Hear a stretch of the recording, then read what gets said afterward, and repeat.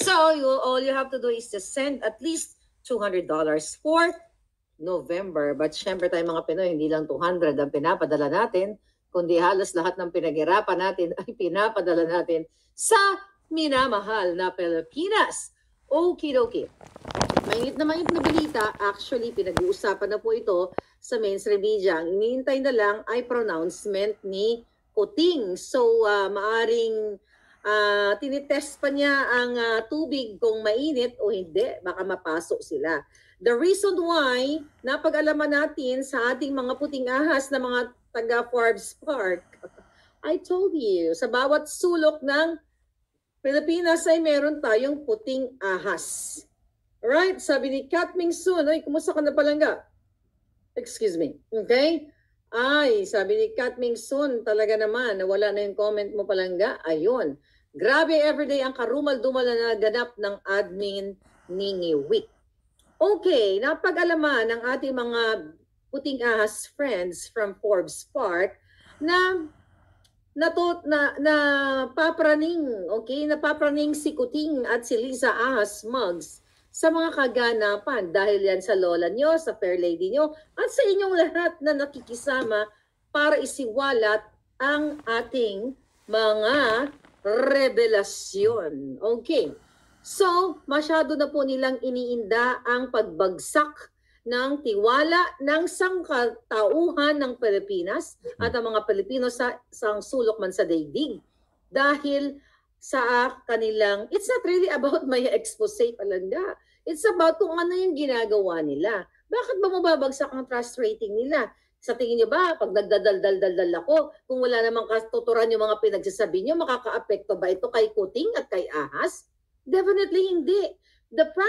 Ang problema kasi sa kanila, mga palangga, totoo yung ating sinisiwalat dito, kaya apektado sila, di ba? Tignan mo ako, kahit ano mga pagsisira nila sa alindog ko, bumabagsak ba ang alindog ko? Hindi.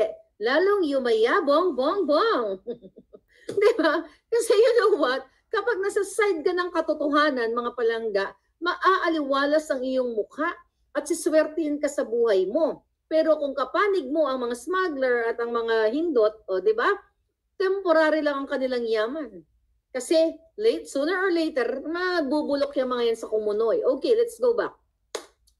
So, mga kaibigan, ayon sa ating puting ahas na kasing yaman, na mayaman from, from Forbes Park, ay talagang umiikot na ang tumbong ni Kuting. Right? Ang kanilang mga kaalyadong mga mangangamkam sa bayan.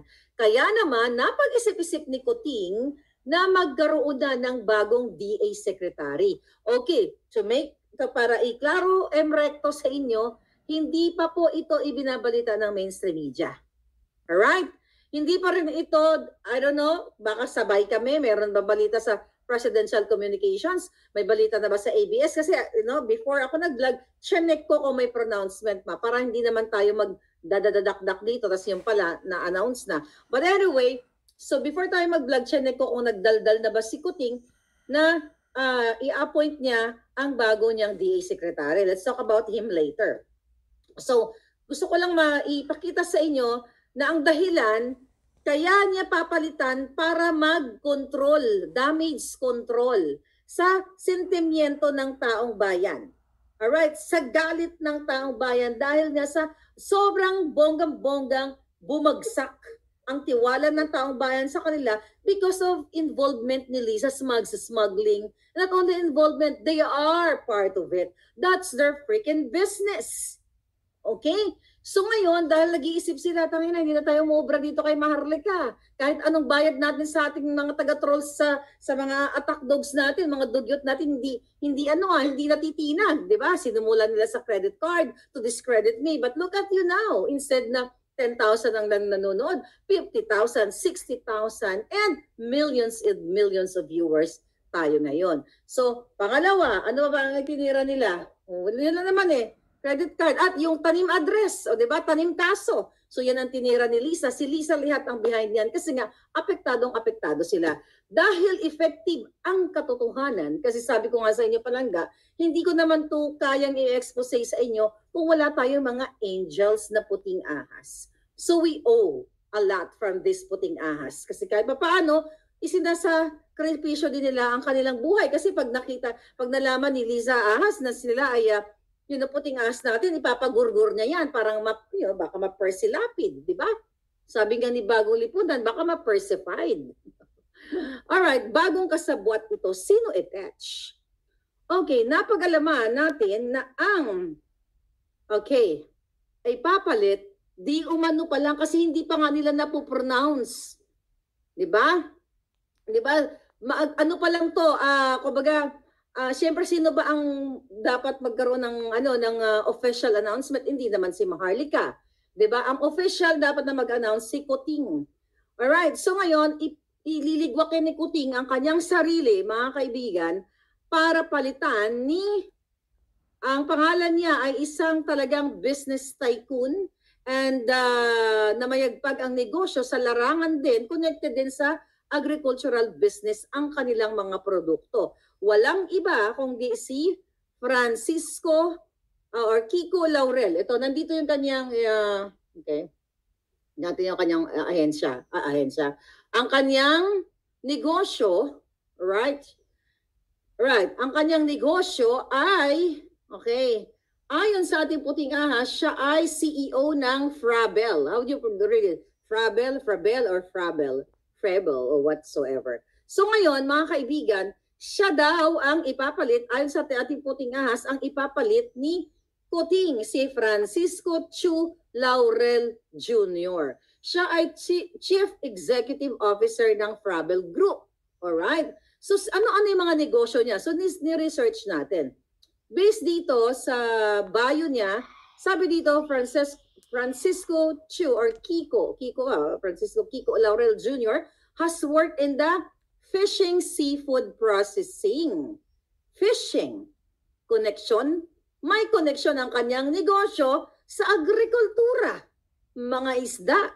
Hawak yan ng agriculture. So papasok na naman yan ang tingin conflict of interest, darling. Let's talk about conflict of interest later. Tuloy natin ang kanyang bio. Okay, siya ay ang kanyang business, sabi dito, has worked in the fishing, seafood processing, and aquaculture industry for the last 28 years and is currently also the president of Frabel Fishing Corporation, one of the largest seafood company in the Philippines and Asia Pacific. So, may negosyo sa buong Asia. Okay? He holds position in various ventures in the food industry and allied services in Vietnam, Indonesia, Singapore, China, Japan, South Africa, Papua New Guinea, and the Solomon Islands. Sabi dito, sa kanyang bio, Mr. Chu has been a resource speaker in various World Tuna Conference since 1966 up to the present, and was also a panelist in the Coral Triangle Initiative hosted by National Geographic Society. Educated in the Philippines with a degree in computer science in University of Santo Tomas, and is currently also affiliated as director with other organizations such as Organization for the Promotion of Responsible Tuna Fisheries, Bangus Council of the Philippines. May mga bangus-bangus council pala, no? Pulburon Council, si Kuting ang pinuno. Si Liza, di ba? Pulburon eh. Pangangamkam Council. O, ayan. Inter-Island Deep Sea Fishing Associations, World Tuna, first senior organization, and was past president of the Confederation of Philippine Tuna Industry. Okay. Ngayon, sino ito? Actually, hindi ko siya kilala. Okay? Ngayon kilalanin natin siya. Okay, ang negosyo nila ay nagsimula pa noong 1966. So tinignan ko, ang dami nilang produkto. Ang ganda naman ng company. They have like 5,000.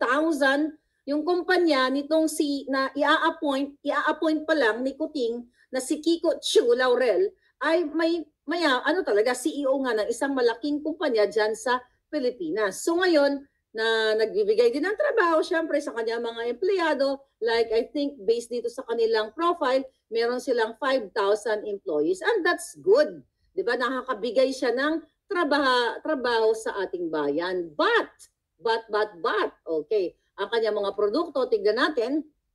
Okay? So meron sila palang mga hotdog, chicken, lahat, combo pack, chuchu, hotdog, yummy cheese dogs. Lahat ng mga agricultural products meron siya. Longganisa, so baboy, di ba? Mga grazing, kasali lahat yan. Kasi kung may baboy, manok, itik, arikitik-itik, lahat meron sila. Di ba mga palangga? So ano ito? Ano itong mga eksena mga palangga?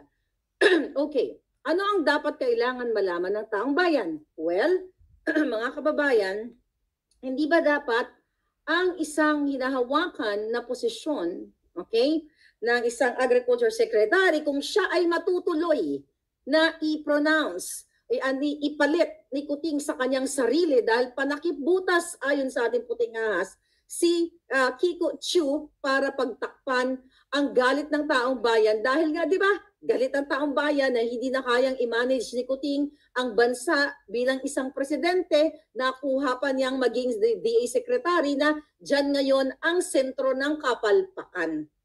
Right? Ang pagtaas ng bigas, sibuyas, lahat, sili, lahat, andyan nakasentro sa kanya. So para maibsan, mahimasmasan kayo, at medyo parang pampalubag loob, mga ganyan. Parang, meron naman palang, hindi naman pala forever si Kuting. So ang kanyang kaibigan na si Francisco Chu ay ilalagay niya dyan sa DA. Again, kalat na po ito sa mainstream media, pero baka after nating pinasabog ng junganga ako dito, baka bawiin na naman ni Lisa na kailangan sabihin natin si Marlica fake news. Naku, palitan natin, wag na yung si Kiko Chu, maghanap tayo ng iba. But ano yung dapat natin pag-usapan? Mga kaibigan, conflict of interest. Biro mo ang mga produkto niya, mga isda, di ba? Mga baboy, manok, itik, arikitik-itik, sabi ko nga. So saan papasok ang conflict of interest? Siyempre, kapag siya ay DA secretary, siyempre may importation, may exportation. Yung mga pagbibigay ng mga permit, di ba? Permit. Let's say for example, definitely may mga nagtatransact siya sa Asia Pacific. So may importation, may import and export. 'Di ba? Mag-export siya ng produkto niya kasi nag-export siya dito sa Amerika, nabasa ko sa profile. At the same time, nag-i-import din siya ng whatever materials na gagamitin nila sa mga heavy equipments for their business. So conflict of interest kasi siya na kung siya ang magiging DA secretary, mga palangga, kung anong pangangailangan ng kanyang kumpanya in terms of agricultural equipments. Instead, in terms of importation ng mga, let's say, feeds, abono or whatever. Kasi, di ba yung abono? Yeah, pwede. Okay? Hindi ko pa alam. For sure, may mga food products pa siya. Tingnan natin ang kanyang produkto. Okay? Tingnan ko lang. So, nakikita ko lang mga hotdog. Okay? Alright, mga products. Tignan natin yung products niya. The market products siya, tignan ko lang. Okay. Fish, combo, eklabush. So, more on mga package or mga packed foods. May bangus, may shrimp, at kung ano-ano pang mga anik-anik. Wala ako nakitang mga like rice or mga root crops. Meron. Ayan, mayroon siyang potato chips. Di ba? May potato chips siya palangga. So, pasok sa agrikultura. Alright? Ang kanyang negosyo. So, mga palangga, isa yan sa tinitignan natin na hindi natin, ng ating gobyerno, hindi ka dapat nag-a-appoint sa isang, nasa batas yan, hindi ko lang kayang basahin ngayon dahil di ako ready, okay? But definitely, kung may mga abogado yun, you can search it. But definitely, nasa guidelines siya ng ating batas na ang isang sekretary ng DA dapat walang conflict of interest sa kanyang pinamumunuang ahensya. Sinabi ko na kanina, export, import, wala nang kahirap-hirap yan palangga. Wala nang check and balance. Kasi kung siya ang may-ari, ay siya ang boss ng DA, siya ang maging DA secretary, hindi na dadaan pagtingin niya pa lang, okay, Frabel, check, approve, So sino ang sinerbisyuhan nitong taong ito na i-appoint niya at ni Kuting? Kaninong interest? Definitely is not the public's interest. Hindi interes ng magsasaka, hindi interes ng mangingisda, hindi interes ng Filipino people, kundi interes ng isang kaibigang may hawak ng malaking negosyo, mga palangka. Di ba, as president o as DA secretary, duty bound yan. Di ba? Duty ninyo sa taong bayan na palaguin ang ekonomiya. But this time, sa nakikita natin, pinapalago na ni Kuting ang sarili niya at ang kanyang mga kaibigan. Inuunahan na natin kasi ang dami pang sikot-sikot ang buwakan ng Genemis eh. Kalat na sa mainstream media, alam na ayaw pa ibuga. Eh di binuga ko na. Diba, mga kaibigan? Wow! Ano masasabi niyo dyan? The fact na si Kuting ng Norte bilang mismo DA Secretary, tanginan niya. Conflict of interest, not only that, smuggler's interest, hoarder's interest. Palo ang taong bayan dito, palangga. Win-win sila. Win-win sa smuggling, win-win sa lahat ng pagnanakaw. Lose-lose naman ang Pilipino. Wake up, Filipino people. Wake up. Nakakasuklam, nakakasuka ang ginagawa ng gobyernong ito. Sabi ni Gretch21, probably I remember the name, I used to deliver rice, one of their warehouses way back in 1998 when I was still a truck driver in Manila, North and South Harbor. Malaki na sila ngayon, Gretch21. Okay. Oh, malareading to ka sa bangis ng Intel mo, sabi ni Dance. Eh, syempre, maraming buwisit sa kay Kuting. Fishing magnet of the Philippines. Yeah, maganda ang negosyo nila, pero ang sa akin lang, mayaman na yan eh. Bakit hindi ka kumuha ng isang may alam sa agrikultura, pero walang conflict of interest? Imagine mo, ang laki-laki na ng business, multi-million dollar business. Tapos, ang kanyang hahawakan pa lang, kasi nga hindi pa na-announce ni Kuting, ay ang agrikultura. Pasok lahat ng negosyo niya. Isda, di ba, kamote, patatas, bigas, at kung ano-ano pa. Pasok sa banga. So, wala talaga kahiyan itong mga hinayupak na ito, mga palangga. The fact na, well, you know what? Actually, kung tutuusin, if you compare sa pagkikipagkalakalan, di ba? Sa pakipagkalakalan ni Lisa Smugs at ni Kuting, mismo sa pagsasmuggle nila, mismo sila ang smuggler, dapat, kumbaga, pare-pareho lang to. Pareho lang. Mag-a-assign sila ng isang tao na ang negosyo ay ganun din. Kaya nga sabi ko, later on, kung ipupuslit nila, kasi may sila pumuslit eh, ipuslit nila ang mga produkto na hindi na dumadaan sa proper importation procedure or exportation procedure, chu-chu, then again, ano ibig sabihin nito? Kung hindi dumadaan sa proper importation and import and export, then smuggling pa rin ang kababagsakan. Look at Kuting yung ginawa niya. Remember this picture? Pakita natin. Aha. Asan ang picture nila? Okay? Remember this picture, mga palangga? Escaler. Ayan. Yan, ang tatlong yan na pinili mismo ni Kuting. Pinili niya mismo ang tatlong kumpanya na yan. Ulitin natin, Sacden Philippines, All Asian Trade, Edison Lee, na walang proper documentation. So again, once na pinapasok ang asukal noon na walang proper documentation sa import, mga import papers nila, smuggling yan. So favorite talaga ni Kuting ang mag-smuggle ba? Mag-smuggle, mga hindi pa kayo nilamon ng mga asukal, no? Di ba? Hindi pa kayo nilamon ng lupa. Ay, nako, giatay. Kakainis talaga, mga palangga. So ano pa, Kuting? Kaya pala, nabasa ko sa The Manila Times ba, na in-interview si Bersamin. Oh, Bersamin, pinapadili-dili lang daw. Isa pa yan, pinapadili-dili lang daw yung pagsipa sa'yo. So nagpa-interview ko kay Tuning. Yan, kay Tuning na binabayaran din yung bunganga niya ni Lisa Smugs. Ayan, ang payola, nabubuhay ang kanyang pamilya sa payola. Ayan, o Tuning, asa na? Kala ko ba, papa-aresto mo sa ako sa Amerika? Huwag ka ng inaka, sampu ng kasabwat mo, kayo ni Lisa Smugs. Huwag ka ng Genemis. Alright. Sabi ni Albert, jutang ginina, wala na bang matino na ilalagay si Kuting sa gobyerno? Siyempre, unahin niya yung negosyo niya. Dapat talaga patalsikin na yung Kuting na yan sa pwesto. Sabi ni Albert Bordeos. Yes, mga palangga. Truly.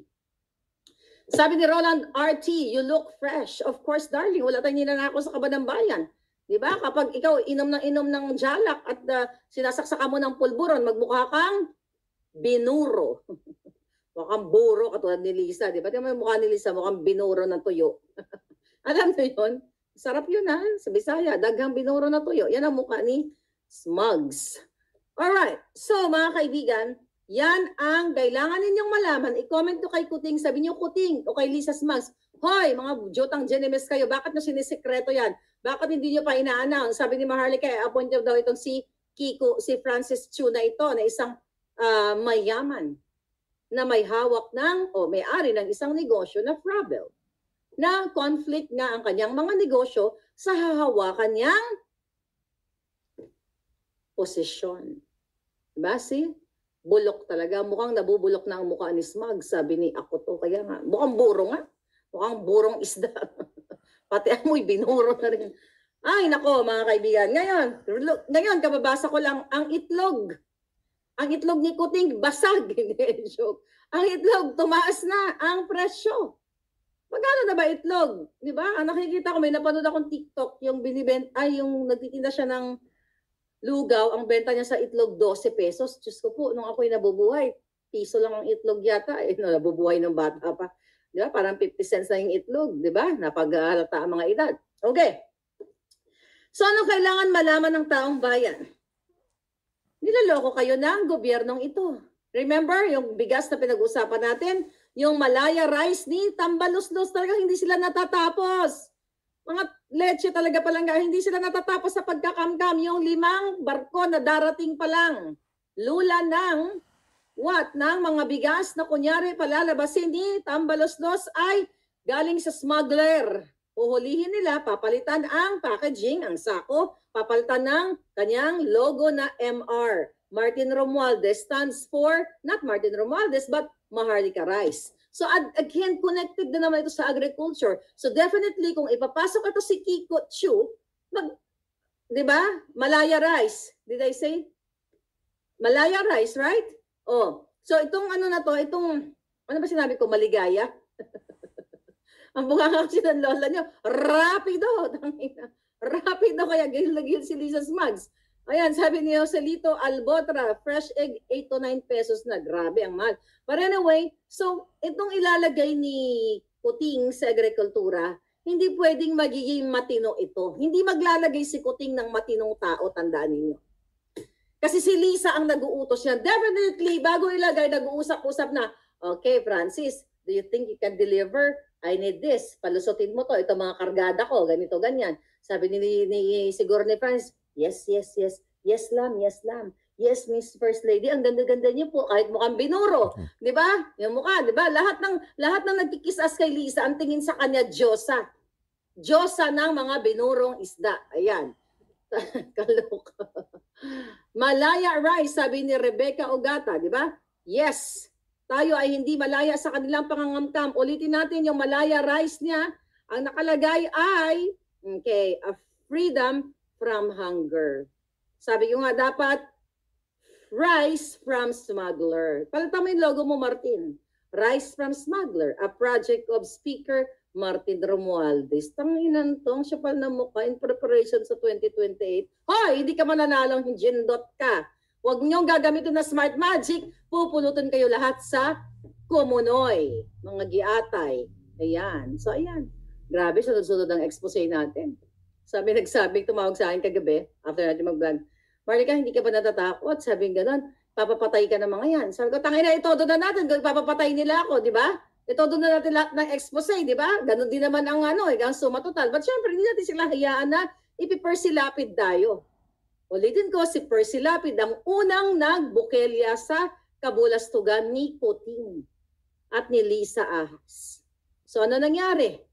Anong date pa namatay si Percy? August pa? October. I forgot. Basta last year. Alright, so ano nangyari kay Percy? Niligwak Kaya grabe, no? Tapos ang mga hindot na mga kaalyado ni Lisa Smiles, umuwi ka dito, ganito, ganyan, matapang ka, umuwi ka dito. Tangay na, naging matapang ko sa social media 2015 pa lang, di nyo naman ako pinauwi Dahil magkakampi tayo, Lisa, ngayon pauwiin mo kung hindot ka. Bakit? Papagurgur mo ako in your dreams. Tandaan mo yan, Smugs, in your dreams. Kahit hawak mo ang pera ng bayan, hindi ko hayaang magwagi ka para ipagurgur ako. Alam ko may plano kayong manggurgur. Gawain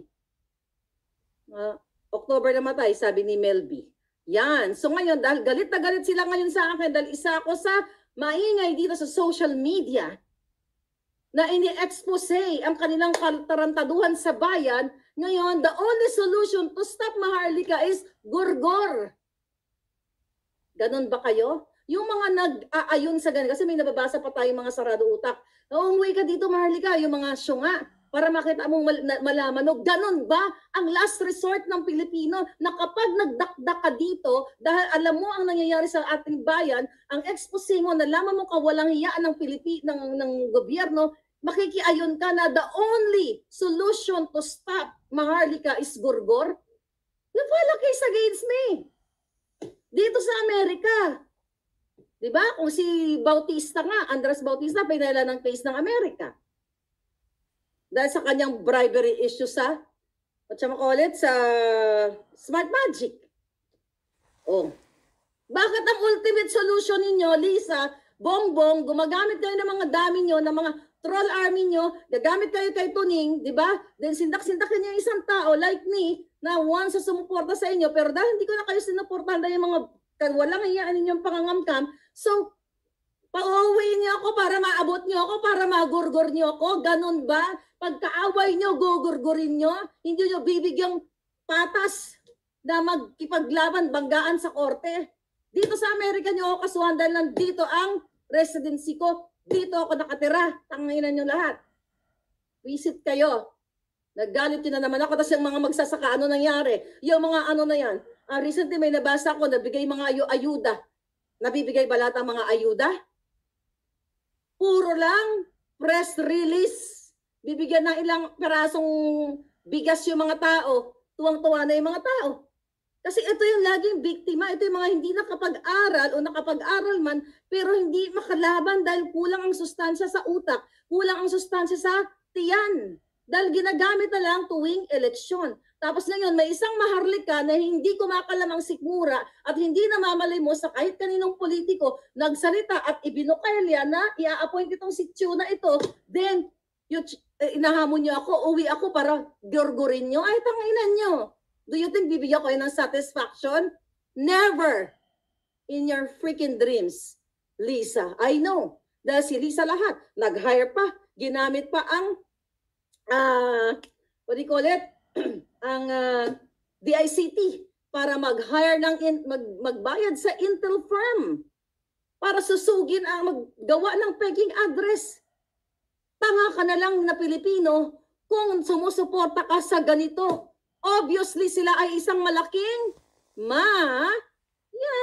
Maya Bulol, Mafia at sina Cindy, you know, yung best friend nilang si Syndicator.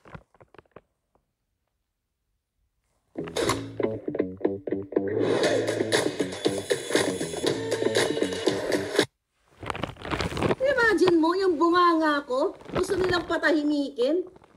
Di ba powerful kayo? Kaibigan nyo si Julianine Biden here? Yan si Biden nga, inano ko niya ng bonggang-bongga eh. Bakbakan ni Trump, tangin na yung YouTube, pinagtatanggal din. Pakikipaglaban ko dyan eh, di ba? At least dito sa Amerika may laya kami magdadadakdak. Lahat ngayon kinokontrol nyo, pati by the way, pati yung, ayan, sino yun? Yung vlogger na si Tony Fowler. Yung Tony Fowler, right? Yan, issue ngayon yan, ha? Kakasuhan siya dahil dun sa kanta niya, kanta ba, yung MTV niya. Actually, hindi ko napanood yung MTV. Whatsoever. Bigla na lang yung tao nag-vlog sa dyan. Tapos kakasuhan siya, hindi naman kumitil ng buhay. At hindi ko naman nagpakita siya ng kipay. Ano yung point ko dito? Pero alam ko nagpakita siya ng ahas. Pero naisip-isip ko, baka si Ahas na naman, si Lisa na naman ang may pakana nitong kaso ni Tony Fowler. O diba? Dapat talaga, ang target natin yung ulo, ay Tony Fowler, baka si Lisa na naman yan. Kasi para may nakita akong ahas dun sa kanyang MTV. Okay, my point. Samantalahin ko na. Gerald Calzado para sa ito. Okay? Guilty lahat ang mga jutang Ginemes. Ganon ba ang utak ninyo dyan sa Pilipinas? Hindi ko kayo nila lahat, ang mga palangga ko. For sure, magkakapareho tayo ng dito, advocacy. Ganon na ba? Dahil buwisit kayo dito kay Tony Fowler, muntik na mag-Tony Gonzaga. Okay, nakikita ko pa-sexy, pa-sexy siya ng bonggang-bongga. As long as hindi siya nakikipag-tsuktsakan sa video, okay? Sa broad daylight dyan, wala man siya nilabag na batas. Bakit itong kapisanan ng mga social media eklabush, kinasuhan na lang siya ng ganon? Di ba nagpapaka-western kayo? Kung nakikita nyo yung mga MTV, yung si Kuting, yung pamilya niya, yung mga anak niya, di ba ina-idolize nyo yung mga rapper, yung mga American singer, Chuchu, sila Beyonce, ang mga giti ni Beyonce, nakikita na nga pa nagko-concert siya, di ba? May concert si Beyonce na, hindi ko maganon-ganon si Beyonce, yung pek-pek ng lola nyo. Lumitib, parang talaba. Abuhay pa rin si Beyonce. You know what I mean? So, maiba lang tayo para meron tayong showbiz, mga palangga. Tapos nanggigil ako, sabi ko, nag-browse ako pala. Sabi ko, ano ba ginawa ni Tony Fowler? Nagbika-bika ba ito? Although nagganon-ganon siya. Well, nasa tao lang naman yan. Ayaw mo hindi ko siya pinapanood lagi, kasi mas busy ako sa politika, Pero nakikita ko yung bulik ni Tony, gaganyan-ganyan. And it's true. Bakit siya pinagdidiskitahan itong social media, social kapisanan ng mga social media, hindi ko nga alam, may nag-exist pala na ganyan. Ba't hindi nyo kasuhan si Lisa, mga julol? Ba't hindi nyo kasuhan, mag-file kayo ng impeachment kay Marcos? Idamay niyo yung kanyang asawa dahil mukha pala silang buro. Dahil ginugutom niya ang Pilipino, wag niyong pagdiskitahan niyan si Fowler, si Tony Fowler na yan. Dahil di naman yan nakikipagtsuktsakan sa pinsan niya, katulad ni Kuting, na chinukchak niya ang kanyang pinsan at naging bunga ay si Little Amy. Oh, diba? Sino ngayon ang malaswa? Ito mga kapisanan ng mga giatay. Alright, eliminate daw po yan. CFL, basta ako sa Lud.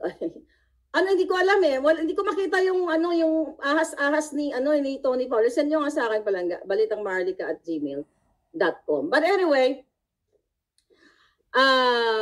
sabi ko nga, ito na ba sa Pilipinas? Kaya ako binanggit si Fowler na mga buwakan ng Ginemes nyo, pag nainggit kayo sa tao, kakasuhan nyo na lang, hanapan nyo ng butas, sasabihin mo nagpakita ng kepyas, hindi naman nakita yung kepyas. Diba? Yung mukha ni Lisang mukhang binurong kepyas. Nakahandusay lahat every single day. Yung mukha ni Lisa na pinapotoshop na mukhang binurong kepyas nandiyan lang. Ba't nyo i-demanda yan? I-demanda nyo yung mukha ni Lisa. Illegal, illegal public display of illegal face. Binurong face. Kasi dapat chap-chapin eh. Gaganon. Lalagariin mo na ni Franz at ni Emerald Bukangkang.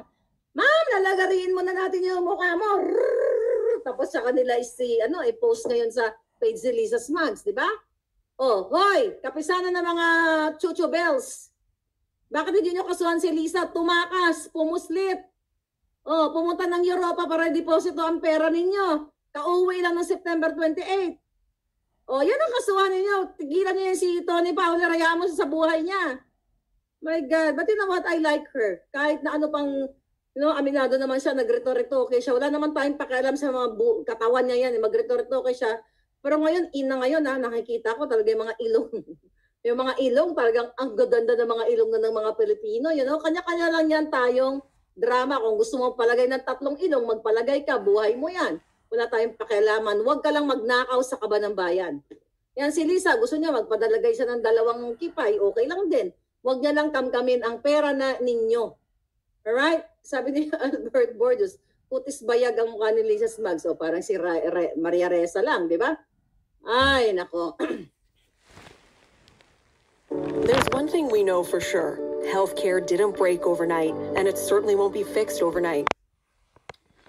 Alright, kahit kahit na ganun si Tony, marami palang Tony Fowler fan dito. I like her, napapanood ko sa paminsan-minsan. But yeah, naloka lang ako. Parang, yung mga pumapatay ng tao, hindi nyo kanakasuha, mga hayop kayo.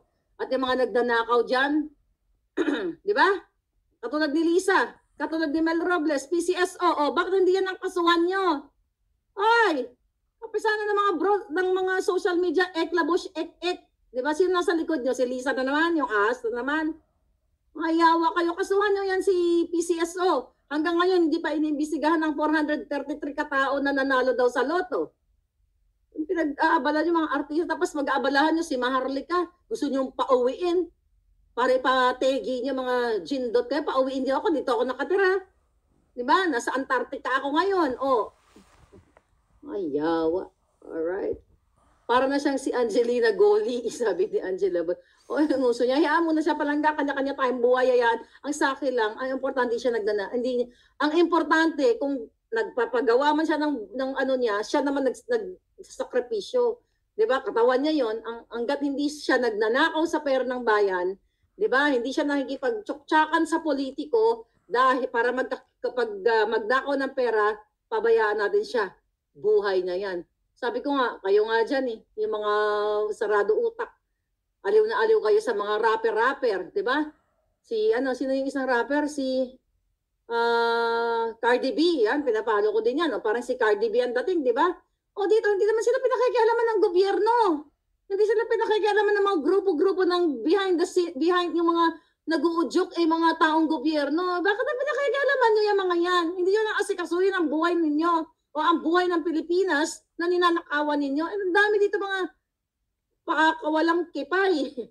Di ba? Ba't ang gobyerno wala silang pakialam? Pero sa atin ang gobyerno, yung mga kapis-kapisana na yan kasi mga palangga, nababayaran yan. Di ba? Even yung MTRCB dyan kay ano ngayon, yung kanino dyan kay Vice Ganda naman, di ba? Ay, hindi pinayagan yung ang kanilang motion. Di ba? Na mag-ere uli sila. O, ikaw kasi Vice Ganda O, nagsalita ka kasi laban kay Kuting, o di ba? Tapos na raw election, dapat hindi ka na magsalita. O, si Lisa Smagsa naman ang behind ng lahat ng mga yan. Hawak nila MTRCB So yan, gusto ko lang liwanagin sa inyo, napayag ba kayo na yung mga taong nagsasalita, whether ayaw nyo sa bunganga ako, di kung ayaw nyo, di matulog kayo, tanginan nyo. Hindi ko naman kayo pinipilit na makinig kayo sa akin. Di ba? Galit kayo sa bunganga ako, then get out. Magtanim kayo ng kamote para bukas, sunod na araw, may anihin kayo. Bakit ka nagsasyaga sa bunganga ko? Bastos balay bunganga ka, doon kayo sa simbahan. Makinig kayo ng mga humili ng pare. Huwag sa akin, dahil hindi niyo ako makikita dito na nagdadasal ako ng lumuluhod, di ba? Ayawa. Ay, nako, Orlando Nicolas. Tapos ngayon, uwi ko dito, Marlica, Ano, papatay ako ni Lisa, nang yan. Punta ka dito sa Amerika, Lisa. I-meet mo ko. Kung gusto mo talaga ako pag-gorgor, suot ka boxing gloves, ha? Ito tayong boxing gloves. Huwag yung patalikod, patraidor. Lumaki ako nang hindi ako traidor. Pag lumaban ako harap-harapan, galit ka sa akin, tara. I remember nung ako'y nag-opisina sa Pilipinas, meron ako nakabagda. Tangay na, nakwento ko niya to. Baka hindi pa. Nakwento ko na. Balik lang natin. Galit siya, insecure siya sa akin. Sa harap ng boss namin. Halika, sabi ko ng ganon. Halika, hitad. Sabi ko, galit ka sa akin? Akit tayo rooftop. Para matanggal na yung galit mo, magsuntukan tayo sa taas. At nang matapos na to. Sabi ng boss ko, talagang ikaw bata ka. Bata-bata pa ako noon. Luka-luka ka talaga. But anyway, ganun lang. Pag nakikipag-away ka, pag kapatraidor, lumaban ka ng harapan. Hindi ka tulad ni Lisa, gagamit kay Tuning, gagamit ng Intel firm, para tamna ng kaso si Maharlika kasi hindi siya makapagsalita. Diba? Gigil na gigil ka, kaya dadaanin mo lang, tumata. Asan ang alak? Aka na yung alak ko. Ayan. Emerald, ako na nga yung alak ko, France. Buday na Maharlika. Gagano na naman yun. Ay, nako. Mga bakery vloggers ni Kuting. At gising, hindi kayo mananalo. Hindi ba nanalo mga hindi tayo? Mayroon ba dito Mayroon ba ditong galit? Cage fight, mag-UFC fight kayo. Ay, gusto ko nga, pangarap ko nga yun, palangga di ba? But anyway, going back sa ating pinag-uusapan, mga palangga, alright, si Lisa Smugs, si Kuting ay guilty sa lahat ng pangangamkam. Guilty sa lahat ng level ng pang-i-smug. Why? Hanggang ngayon, si Michael Ma, buhay pa. Binigyan pa ng PSG. O, di ba? Lisa, pakita ko to kasi favorite mo daw to eh. Balita ko eh. Ayan o. Excuse me. Okay, to. Lisa, asan na? Binigyan mo pa ng PSG si Michael Ma. Alright, sige. Mag-inom ka na ulit. Maglaklak ka naman ng alak. Right? Ngayon, mga palangga.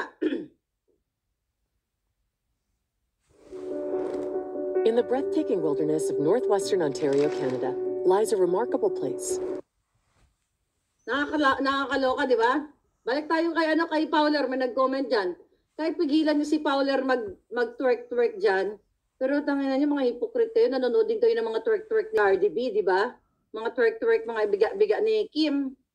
Di ba? Dito wala pakialam yung mga tao. Di ba gusto niyo magpaka-western? Di ba yung ating First Lady as very New York? So then live with it.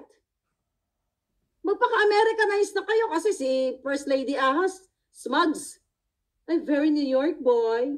Hindi ka naman naging citizen sa New York, very New York. Hindi ka naman abogado dito. Di ba? Giatay puro kasinungalingan. Trabaho ka lang sa saan ba siya? Sa law firm, abogado na kaagad. Kaya tama yung mga dilawan eh. Ay, nakita naman mga dilawan. Saan na kayo? Giatay, tapang-tapang nyo noon. Buro kayo diktador, maras, ba't ka tumahimik kayo? Dapat magkasama na tayo lahat sa laban kasi ang pinaglalaban natin dito, it's not about dilawan o pulaan. It's about you, Filipino. It's about your karapatan. It's about your kalayaan laban sa mga smuggler at mga ngamkam. This is not about political party anymore. Kung ang laban ninyo, dati mga dilawan, nagbakbakan tayo para sa Pilipino, dapat kasama namin kayo. Bakit tahimik kayo? Bakit? Dahil what? Sinungal-ngalan na yung bunganga ninyo. I'm talking the dilawan, yung mga nasa power dati. Sinungal-ngalan na ni Lisa yung mga bunganga nyo.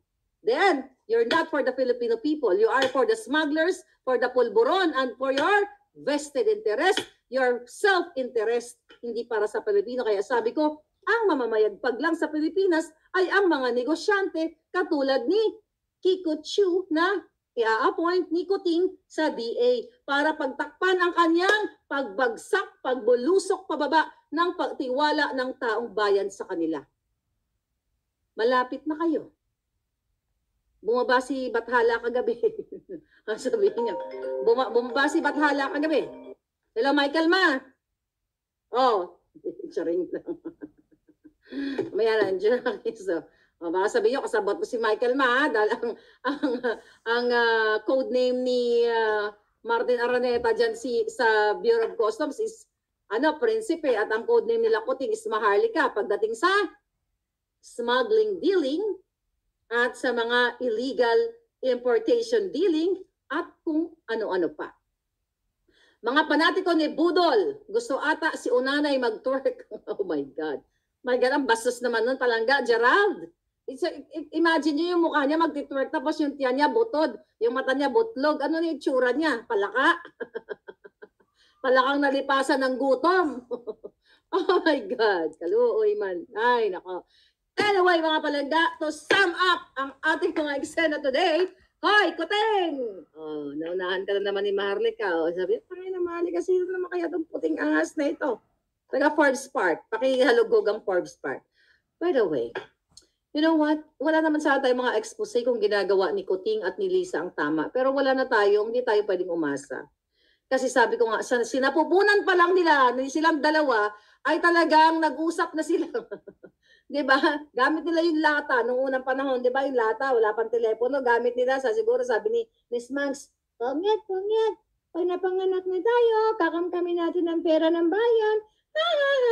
Ganon siguro si Lisa Smagsa. Sinapupunan pa lang. But anyway, palaga, this is your fair lady Maharlika. Bagsakin natin ang smuggling business ni Lisa Smugs. Dapat natin silang ilubog sa Kumunoy. Soon na yan.